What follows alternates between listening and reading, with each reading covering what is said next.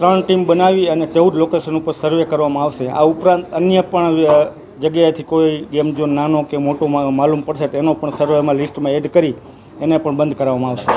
કોઈ પણ ત્રુટિ નજર આવશે એટલે પહેલું કામ બંધ કરવાનું આવશે, ત્યારબાદ ત્રુટિ રેક્ટિફાઈ કરી અને સરકારશ્રીના આદેશ મુજબ કાર્યવાહી કરવામાં આવશે। ખાસ કરીને ફાયર સેફ્ટી માટેનું આખું ચેકલિસ્ટ છે, ઇલેક્ટ્રિકલ વસ્તુઓ માટેનું ચેકલિસ્ટ છે અને સિવિલ સ્ટ્રક્ચરલ સ્ટેબિલિટી માટેનું ચેકલિસ્ટ છે। આ 3 મુદ્દા ચેક કરવામાં આવશે। જામનગરમાં જુદા જુદા અત્યારે ઓફિશિયલી જામનગર મહાનગરપાલિકા દ્વારા ગઈકાલે રાજકોટમાં જે દુર્ઘટના બની ગેમ ઝોનમાં એ બાબતે રાજ્ય સરકારની સૂચના મુજબ અને રાજ્ય સરકારની ગાઈડલાઇન મુજબ એક ટીમની રચના કરવામાં આવેલ છે, જેમાં chief fire officer, city engineer, DYSP સાહેબ, પછી સિટી મામલતદાર, એસ્ટેટના કંટ્રોલિંગ અધિકારી તેમજ અન્ય ઓફિસરો, પીજીવીએસએલના એક ડેપ્યુટી એન્જિનિયર એની ટીમ બનાવી આજરોજ જે જામનગરમાં જુદા જુદા 13 થી 14 ગેમ ઝોન છે, એમાં નાના નાના વિડીયો પાર્લર પણ છે, મોટો ગેમ ઝોન છે એ પીવીઆર સિનેમામાં છે, એની ચકાસણી કરી ગઈકાલ રાતથી જ તમામ ગેમ ઝોન બંધ કરી દેવામાં આવેલ છે।